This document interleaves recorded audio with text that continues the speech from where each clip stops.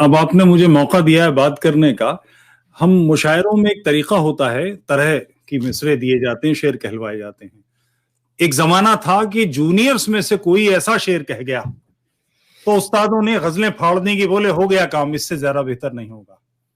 आपने जो प्रश्न किया है, वो प्रश्न स्वयं में ही उत्तर है। अद्भुत बात, जो कहनी थी सारी बात आपने उसकी समरी बना दी, उसका क्रिस्टल बना दिया।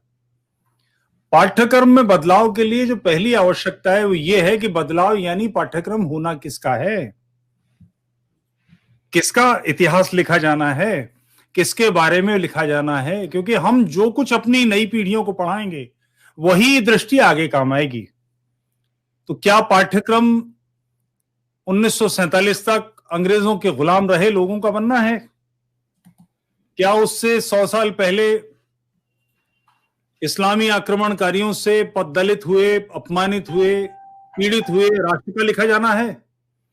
या उस जिजीविषा का, उस पराक्रम का, उस पौरुष का जिसने भारत में आक्रमणकारियों के पांव नहीं जमने दिए? जी, विभिन्न देशों को हम देखें, ईरान, सीरिया, मिस्र, जिन देशों की बात करें, कहीं 25 साल, कहीं 30 साल, कहीं 35 साल में आक्रमणकारियों ने पूरे देश की संस्कृति को नष्ट कर दिया। इकबाल का शेर है ना, यूनानो मिस्र रोमा सब मिट गए जहां से। लोग इसको कोट भारतीयता के संदर्भ में करते हैं। ये एक शेर संदर्भ में नहीं है। इकबाल ने ये शेर इस्लाम की प्रशंसा में किया है कि यूनान मिस्र रोम सब मिट गए और हम नहीं मिट पाते, यानी इस्लाम नहीं मिट पाता। उस शेर को भारतीयों ने गलत अपने हिसाब से कोट कर दिया है। मगर इसी भारत के संदर्भ में इस्लामियों के वाक्य हैं, जहां पर वो दीने इलाही का बेबाक बेड़ा, वो डूबा दहाने पे गंगा के आकर, वो मानते हैं स्वयं के गंगा के दहाने पर डूब गया। इसके बावजूद कि उन्होंने अफगानिस्तान तोड़ लिया, पाकिस्तान ले लिया, बांग्लादेश ले लिया, भारत में भी अच्छे खासे पॉकेट बना दिए, हमारे भारतीयों को भ्रष्ट कर दिया, उसके बावजूद उनको लगता है कि वो जिस दीने इलाही को लेकर चले थे वो यहां असफल हो गया। सारी दुनिया में 25, 30, 40 साल से ज्यादा कहीं कुछ नहीं चल पाया।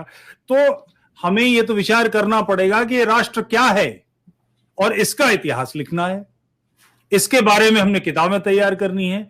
इसके आर्यों के इन्वेजन पढ़कर जो पीढ़ी तैयार होगी उसका लगाव इस धरती से कैसे रहेगा, वो इस मातृभूमि से कैसे जुड़ेगी। उसके लिए तो जैसे आज पहले अंग्रेज आए थे, उससे पहले मुगल आए थे, उससे पहले फलाने आए थे, उससे पहले सल्तनत आई थी, सलातीन आए थे, उससे पहले आर्य आए थे। तो ये तो धर्मशाला है।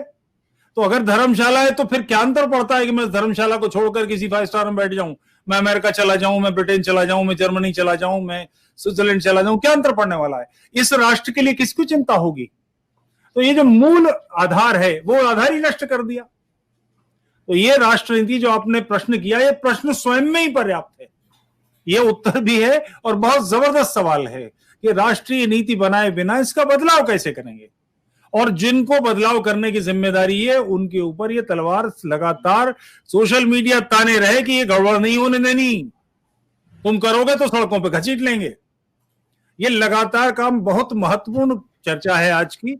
और शंकर शरण जी को जिनको आपने बुलाया, तो इसके लिए आप अद्वितीय नाम है, अद्भुत व्यक्ति हैं, पूरी प्रामाणिकता से बात करेंगे।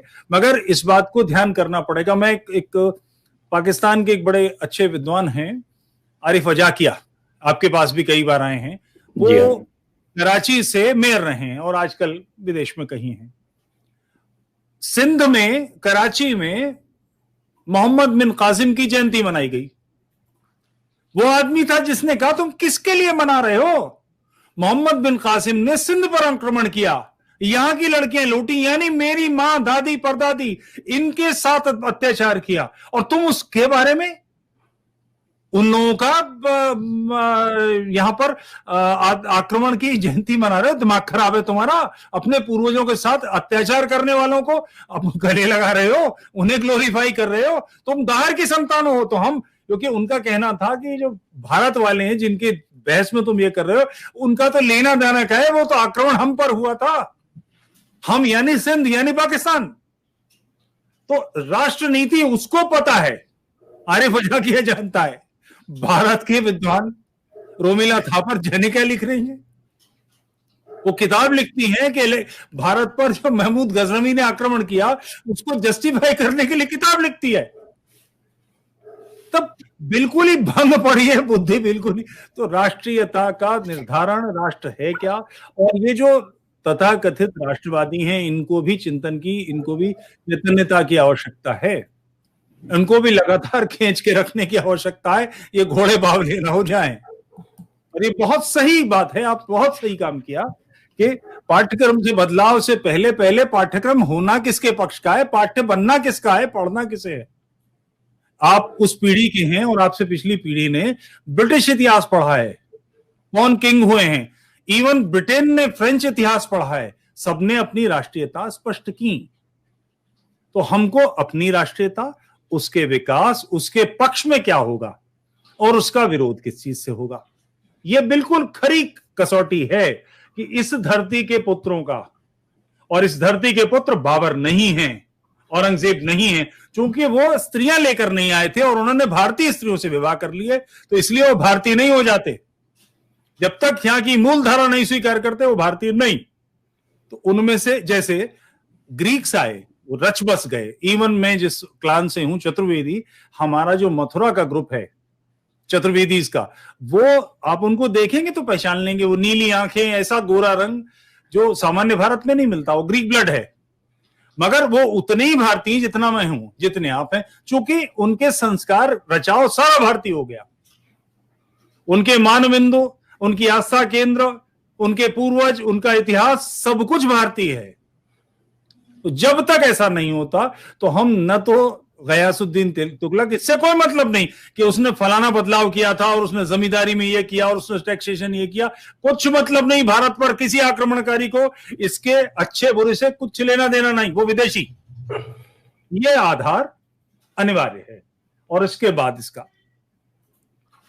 बदलाव होना चाहिए, इस पर पाठ्यक्रम तय होना चाहिए।